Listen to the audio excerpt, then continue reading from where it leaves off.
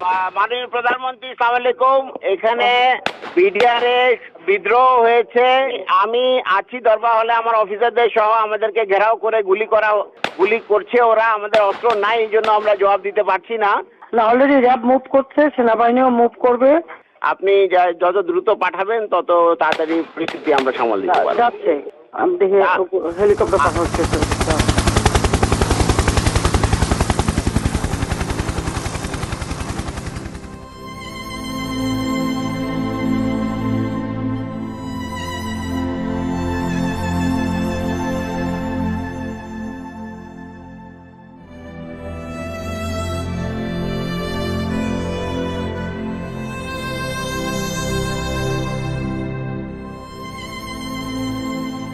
25শে ফেব্রুয়ারি 2009 সেদিন আনুমানিক সকাল 9টায় আমি ফোন কল পাই পিলখানা থেকে, এবং তখন সেই ফোন কলের মাধ্যমেই জানতে পারি যে পিলখানাতে আমাদের সামরিক অফিসাররা আক্রান্ত হয়েছেন। আমি সাথে সাথে তৎকালীন মইনু আহমেদের এডিসি ক্যাপ্টেন জুনায়েদকে এটা ফোনে জানাই, এবং উনি আমাকে বলেন যে সেনাপ্রধান অবগত আছেন এবং উনি ব্যবস্থা নিচ্ছেন। এরপরে এমআইএসটি থেকে আমরা কতিপয় অফিসার সকাল 10:30 বা 11টার সময় আমরা এই আবাহনী মাঠে চলে আসি, এবং এসে দেখতে পাই যে অলরেডি 46 ব্রিগেড এই আবাহনী মাঠে ডিপ্লয়েড অবস্থায় আছে। শুধু আবাহনী মাঠেই না, 46 ব্রিগেডের একটি অংশ এই মেডিনোভার সামনে এই রাস্তায় পিছনের গলিতে ভারী অস্ত্রশস্ত্র নিয়ে সকাল 10:30 থেকে অপারেশন পরিচালনা করার জন্য রেডি ছিল। এর বাইরেও পিলখানার 3 নম্বর এবং 5 নম্বর গেটে র্যাবের একটি সেকশন এবং একটি প্লাটুন অপারেশন রেডিনেস অবস্থায় ছিল। আর আমি ঠিক যেখানে দাঁড়িয়ে আছি সেখান থেকে মাত্র 300 গজ দূরে ওই যে গাছটি দেখা যায় সেটি হচ্ছে পিলখানার গেট। অর্থাৎ পিলখানা থেকে মাত্র 300 গজ দূরে সকাল 10:30 থেকে সেনাবাহিনী অপারেশনের জন্য সম্পূর্ণ প্রস্তুত ছিল, অপেক্ষা করছিল একটি আদেশের জন্য, মুভ ফরওয়ার্ড। সে আদেশটি আর আসেনি।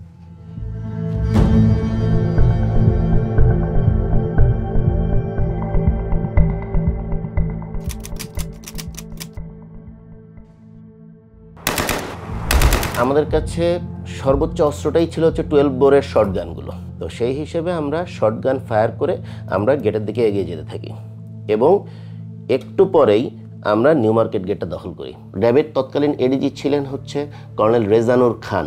স্যারকে ফোন দেই যে স্যার আমরা অলরেডি নিউ মার্কেট গেট দখল করেছি। তৎক্ষণাৎ উনি মারাত্মক মাত্রায় ক্ষিপ্ত হয়ে যান যে তোমাকে কে অর্ডার দিয়েছে ফায়ার ওপেন করার জন্য, বা তোমাকে এই গেট দখল করার জন্য কে অর্ডার দিয়েছে। উনি তৎক্ষণাৎ বলেন ওইখান থেকে ফল ব্যাক করো, এবং তোমরা এক্স্যাক্টলি যে নীলক্ষেতের যে মোড়, যেটা চৌরাস্তার মোড়, এর সামনে কোনোভাবেই যেন আমরা না যাই। এর ভিতরে আমি ফোন পেলাম এডিজি কর্নেল রেজানুর খানের কাছে। উনি আমাদেরকে বললো যে তোমরা ভিতরে প্রবেশ করবে না এবং গুলি আপাতত করবে না, আমরা জানাবো কি করতে হবে। মাননীয় প্রধানমন্ত্রী আলোচনা করতে বলেছেন, এবং তাদের সাথে আলোচনার মাধ্যমেই সমস্ত কিছু সলিউশন হয়ে যাবে।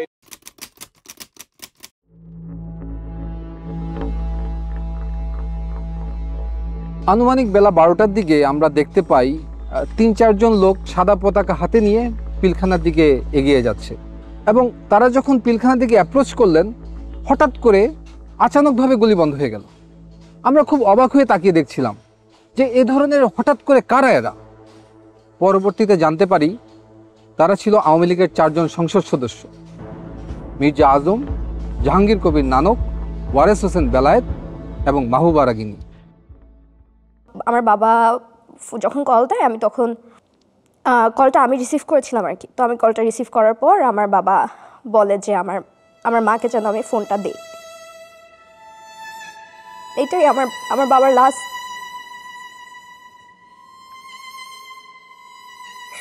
এরপরে কোনোদিন আমি আমার বাবার ভয়েস শুনি নাই।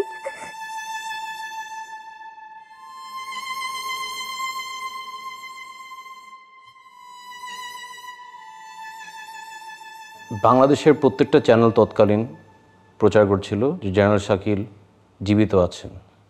শুধু একমাত্র দেখি এনডিটিভি বা ইন্ডিয়ান একটা চ্যানেল প্রচার করলেন সকাল সকাল যে general Shakil has been assassinated. কোনো সন্তান তো এই সংবাদ বিশ্বাস করতে যাবে না। এত তাড়াতাড়ি সব কিছু হচ্ছিল, কেউ কিছু বলছিল না। আঙ্কেল আন্টিরা ছিল, বলতাম যে আমি বাসায় যাব, ওটার কোনো উত্তর ছিল না। হলে আব্বু আমার সাথে কথা বলবো, কেউ উত্তর দিচ্ছিল না আমাদের।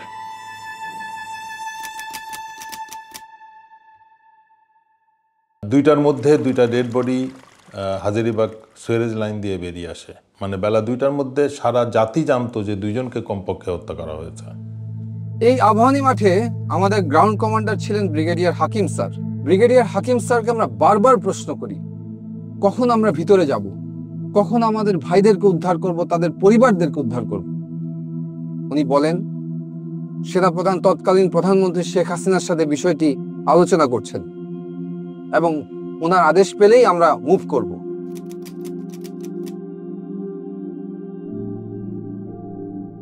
সেই পরিস্থিতিতে আমরা দেখলাম 3টার সময় প্রধানমন্ত্রীর সাথে কিলার 14 জন কিলার মিটিং করে এবং যমুনাতে তারা যায়।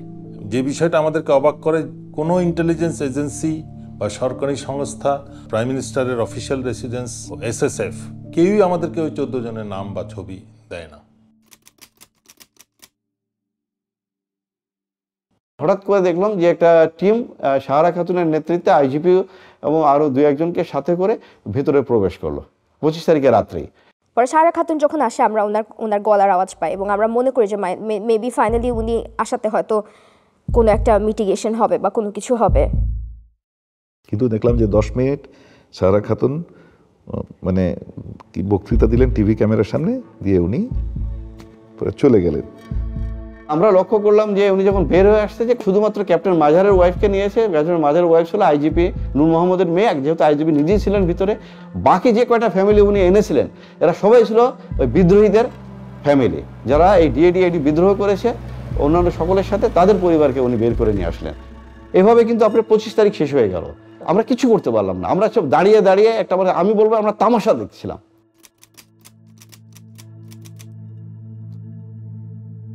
26শে ফেব্রুয়ারি সারাদিন আমরা ইউনিফর্ম পরে অস্ত্র হাতে এখানে অপেক্ষা করছি কখন আমার ভাইদেরকে উদ্ধার করব। আমরা সারাদিন পিলখানা কর্ডন করেছিলাম, আর সেই কর্ডনের ভিতর, সেই নিরাপত্তা বলয়ের ভিতর খুঁজে খুঁজে আমাদের ভাইদেরকে হত্যা করা হয়েছে। সেনাবাহিনীর military academy training, commando training, এগুলোর কি মূল্য আছে যদি এই সব দুর্যোগ মুহূর্তে, অরাজক মুহূর্তে আমাদের ভাইদেরকে উদ্ধার করতে না পারি? যুদ্ধক্ষেত্রে তাহলে আমরা কি করব? Indecision, waiting for political order, নাকি সেটা হবে মিলিটারি এক্সিকিউশন অর্ডার? সেই প্রশ্নটা আজকে আমি আপনাদের কাছে রাখতে চাই।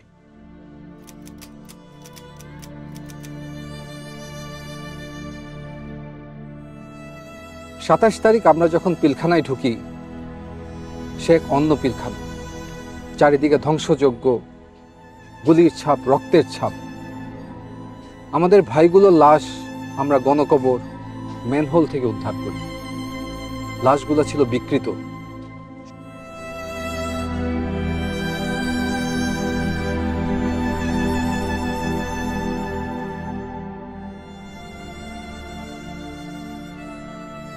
সমস্ত বাড়িঘর ছিল জ্বালানো, পোড়ানো, লুটতরাজের চিহ্ন। কিন্তু একটি বাড়ি ছিল একদম অক্ষত। সেটি ছিল 44 রাইফেল ব্যাটালিয়নের অধিনায়ক লেফটেন্যান্ট কর্নেল শামসের বাসা। এই শামসকেই শেখ হাসিনা নিয়ম বহির্ভূতভাবে এসএসএফে তাকে পদোন্নতি দিয়ে কর্নেল পদে নিয়োগ দেওয়া হয়।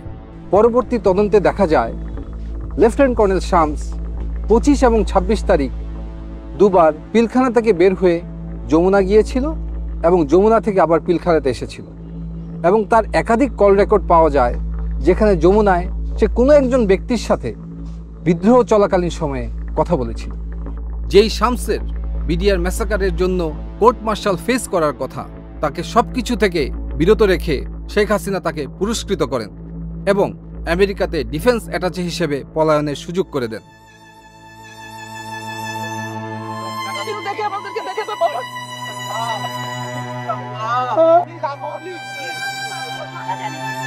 ঠিক আছে, আসো আনো, তুমি ওখানে বসো।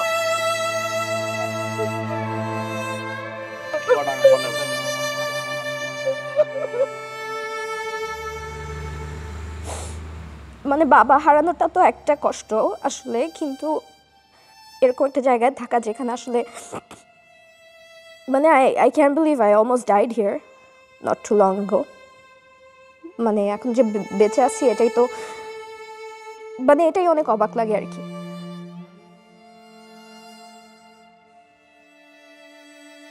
আমার বাবার মাথায় গুলি লেগেছিল এবং এই জায়গাটা থ্যাতলানো ছিল এবং খুব সম্ভবত গুলিটা গাল দিয়ে বের হয়ে গেছে।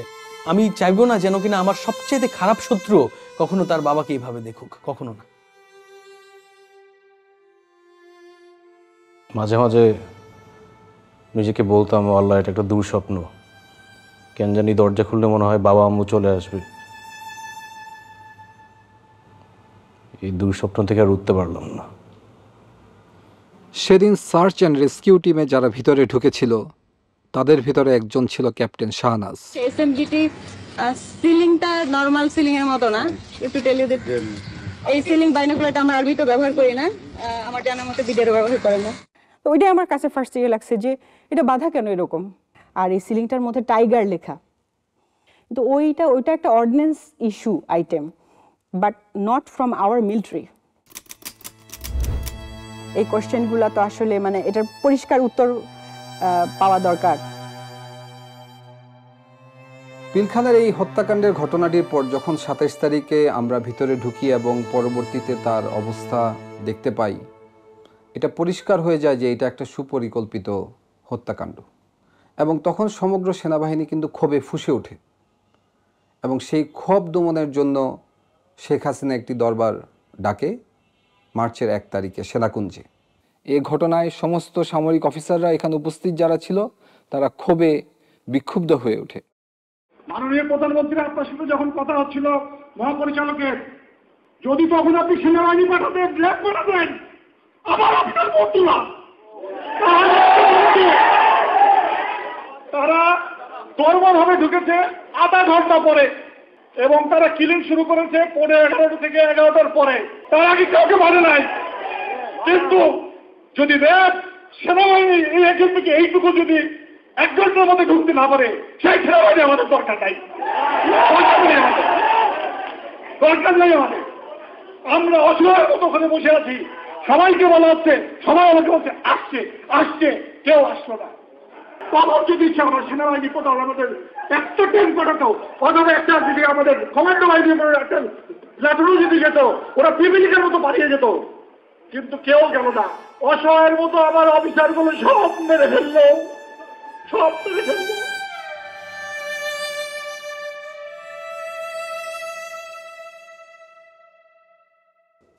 এর 7 দিনের মাথায় আমাকে 30 রাইফেল ব্যাটালিয়ন খাগড়াছড়িতে পোস্টিং দেওয়া হয় এবং সেইখানে তদন্ত কার্য সম্পন্ন করতে বলা হয়।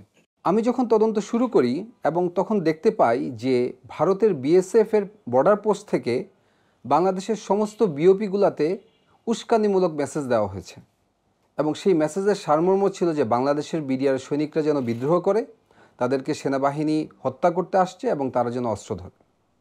এবং দুঃখজনক হলো সত্য যে আমাদের বিডিআরের সৈনিকরা সেই ট্র্যাপে পড়েছিল এবং 26 এবং 27 তারিখে ভারতীয় উস্কানিতে তারা সমস্ত বিওপিগুলোতে বিদ্রোহ করে। তদন্ত শুরু হওয়ার সাথে সাথে আমরা বুঝতে পারি যে এটা কোনো বিদ্রোহ না, এটার সাথে রাজনৈতিক সম্পৃক্ততা আছে, এমনকি সরকার প্রধানও এটার সাথে জড়িত হওয়ার অনেক সিমটম আমরা দেখতে পাচ্ছিলাম। আমার এই অনুসন্ধান রিপোর্ট যখন আমি আমার সেক্টর হেডকোয়ার্টার এবং ঊর্ধ্বতন কর্মকর্তাদেরকে প্রেরণ করি, তার 7 দিনের মাথায় আমার পোস্টিং হয়ে যায়। আমাকে ঢাকায় পিলখানা সদর দপ্তরে তদন্ত কার্যক্রমের সমন্বয় কর্মকর্তা হিসেবে নিয়োগ দেওয়া হয় এবং আমাকে ঢাকায় অনতিবিলম্বে চলে আসতে বলা হয়। সে সময় বাংলাদেশের বেশ কয়েকটি সংস্থা তদন্ত করছিল, তার ভিতরে জাতীয় তদন্তকারী সংস্থা হিসেবে একটি সমন্বিত টিম গঠিত ছিল, সেনাবাহিনীর একটি তদন্ত সংস্থা ছিল, এছাড়াও পুলিশ কর্তৃক ডিবির মনিরুল ইসলাম এবং আবুল কাহার আকন্দ, ওনাদের দুজনের নেতৃত্বে একটি তদন্ত কার্যক্রম সংঘটিত হচ্ছিল। এর বাইরেও পিলখানা হেডকোয়ার্টারে রাইফেল সিকিউরিটি ইউনিট যেটাকে বলে, সেখানে পিলখানার আভ্যন্তরীণ একটি তদন্ত কার্যক্রম চলমান ছিল। তার নেতৃত্ব দিচ্ছিলেন তৎকালীন রাইফেল সিকিউরিটি ইউনিটের সিও লেফটেন্যান্ট কর্নেল আজিজ। এবং আমি খুব অবাক হয়ে লক্ষ্য করি যে র্যাব কর্তৃক সবচেয়ে বেশি তথ্য উপাত্ত সংগ্রহ করা হয়েছিল, কিন্তু কোনো এক অজানা কারণে র্যাবকে সেই তদন্ত থেকে সরিয়ে দেওয়া হয়। এই র্যাবের টিম যারা ছিল, টাস্কফোর্স ইন্টেলিজেন্স টিম যেটা ছিল, ওদের তরফ থেকে কিছু তথ্য আসে এবং ওইগুলো নিয়ে আমরা কাজ শুরু করি। তখন মোটামুটি স্পষ্ট হয়ে যায় যে এটা কোনো বিদ্রোহ না, এটা রীতিমতো পরিকল্পিত হত্যাকাণ্ড। এই হত্যাকাণ্ডের ষড়যন্ত্র 2007 সাল থেকে শুরু হয়েছে। এটা শুধু একদিনের ঘটনা নয়।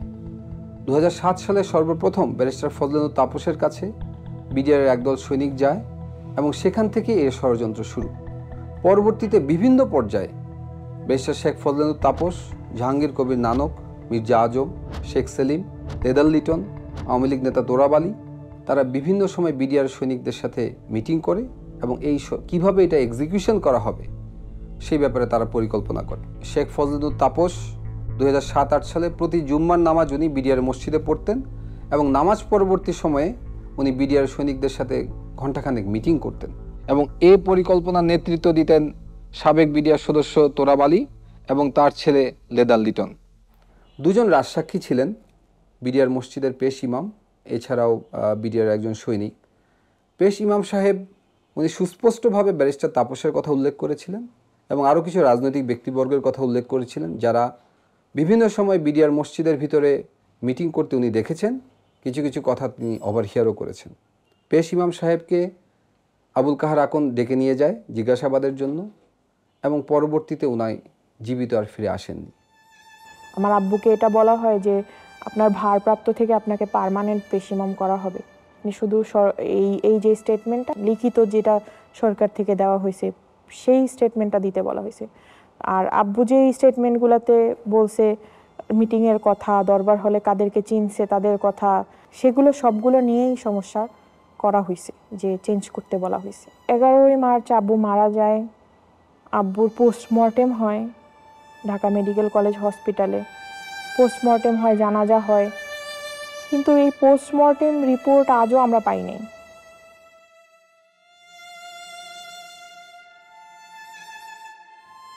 আর বিডিআরের যে সৈনিক রাজসাক্ষী দিয়েছিল তার লাশ পাওয়া যায় গলায় ফাঁস দেওয়া অবস্থায়।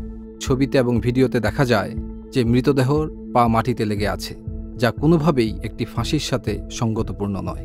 সবচেয়ে দুঃখজনক বিষয় হচ্ছে এই সাক্ষীরা সরকারি হেফাজতে ছিলেন।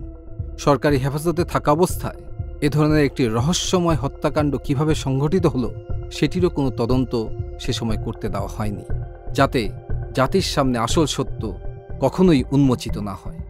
যে 2008 সালের শেষের দিকে বাংলাদেশের সমস্ত ডিএডি এবং 2009 সালের প্রথম দিকে সমস্ত ডিএডি এই ষড়যন্ত্রে সামিল হয়েছিল এবং তারা শেখ ফজলুল তাপস, জাহাঙ্গীর কবির নানকের সাথে 22শে ফেব্রুয়ারি দেখা করেন।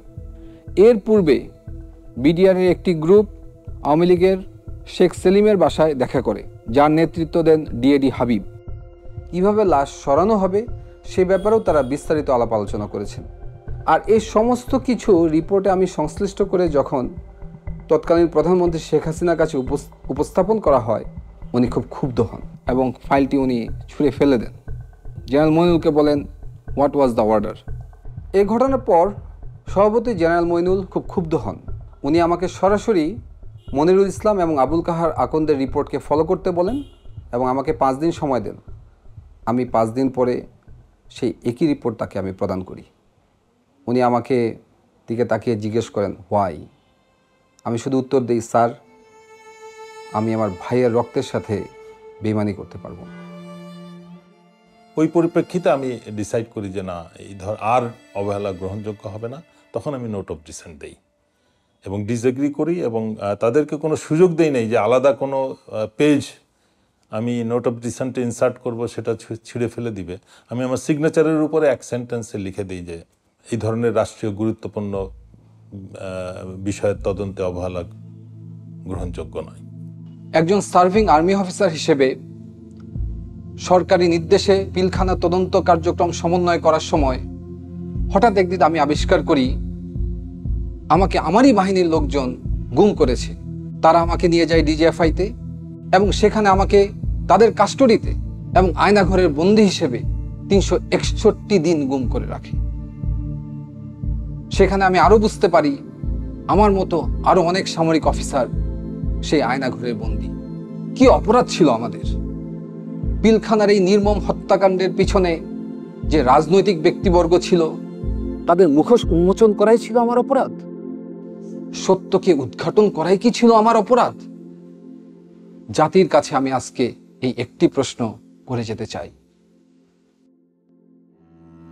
আমার বিয়ে ঠিক 10 দিনের মাথায় হঠাৎ তার ফোন বন্ধ, আমরা জানি না সে বেঁচে আছে কিনা। তখন আমার নামে একটি মিথ্যা মামলা সাজানো হয়। আমাকে বলা হয় আমি ব্যারিস্টার ফজলিনুর তাপসের উপর বোমা হামলা ষড়যন্ত্র করেছি। দৈনিক বাংলা ভবনে একটা এসিড কম্প্রেসার ব্লাস্ট হয়ে নিচে একটা গাড়ির গ্লাসের উপরে পড়ে এবং গ্লাসটা ভেঙে যায়। এটাই হচ্ছে মূল ঘটনা ছিল, যেটা তখন সমস্ত টিভির স্ক্রলে প্রথম নিউজ এটাই আসে। পরবর্তীতে একদিন পরে নিউজ টোটাল চেঞ্জ হয়ে যায় যে এখানে একটা বোমা হামলা হয়েছে। তারা আমার সদ্য বিবাহিত স্ত্রীর একটি ভিডিও দেখায়। সেখানে দেখা যায় যে আমার স্ত্রী আমার শাশুড়ি সহ কোন এক জায়গায় যাচ্ছেন এবং তখন এই ভিডিও দেখিয়ে তারা আমাকে একটি সাদা কাগজ দেয়। আমি এর মর্ম বুঝতে পারি। আমি সাদা কাগজে স্বাক্ষর দিয়ে দিই। 9 নভেম্বরে হঠাৎ করে আমাদেরকে বলা হলো যে 5 বছরের জেল। গত বছরই এই মামলার টোটাল ফাইনাল রিপোর্টটা দেয় যে ওইখানে এই ধরনের কোনো ঘটনাই ঘটেনি, অথচ আমাদের জীবন থেকে 5 বছর চলে যায় শুধুমাত্র এই ধরনের একটা কেসে নিয়ে। যারা যারা এই নৃশংসতম হত্যাকাণ্ডের সত্য বের করতে চেয়েছে, এই সত্যের পিছনে যারা কাজ করেছে, প্রত্যেকটা পরিবারকে নানাভাবে অপমান, নির্যাতন, জুলুম, জেল অথবা গুমের শিকার হতে হয়েছে। এই ঘটনাটা মানে আওয়ামী সরকারকে প্রচণ্ড আত্মবিশ্বাসী করে তুলেছিল। কারণ হচ্ছে তারা বুঝতে পেরেছিল যে বড় একটা অঘটন ঘটিয়েও তারা সেটাকে চাপা দিতে পারবে। মানে তাদের আত্মবিশ্বাসটা বেড়ে গিয়েছিল এবং সাধারণ মানুষের মধ্যে একটা ভয় ঢুকে গিয়েছিল। মানে ধীরে ধীরে যেটা হয়েছিল যে রাষ্ট্রের ইনস্টিটিউশন সব ধ্বংস হয়ে গেছে, একদম প্রত্যেকটা ইনস্টিটিউশন যদি কাজ না করে তাহলে কোনো গণতন্ত্র টিকতে পারে না, কোনো রাষ্ট্র দাঁড়াতে পারে না, কোনো পজিটিভ কিছু দেখা যায় না। বিশেষ করে ইলেকশনগুলা, তো ইনস্টিটিউশনগুলা ধীরে ধীরে আওয়ামী গভর্নমেন্ট মানে ইচ্ছাকৃতভাবে ধ্বংস করেছে, যাতে করে কোনো কিছু বাংলাদেশের ভবিষ্যৎ না থাকে। এবং আমার মনে হয় এতে উদ্দেশ্যটা ছিল অন্য রাষ্ট্রকে সাপোর্ট দেয়া, যাতে হচ্ছে সেই রাষ্ট্রটার একটা করদরাজ্য হয়ে আমরা টিকে থাকি। 36 ঘন্টার সেই রাষ্ট্রীয় বিট্রিয়ালে জন্ম নেওয়া ফ্যাসিস্ট সরকারের অবসান হয় 36শে জুলাই ছাত্র জনতার অভ্যুত্থানের মাধ্যমে। আমরা চাই না বাংলাদেশে আর কোনো দেশবিরোধী শক্তি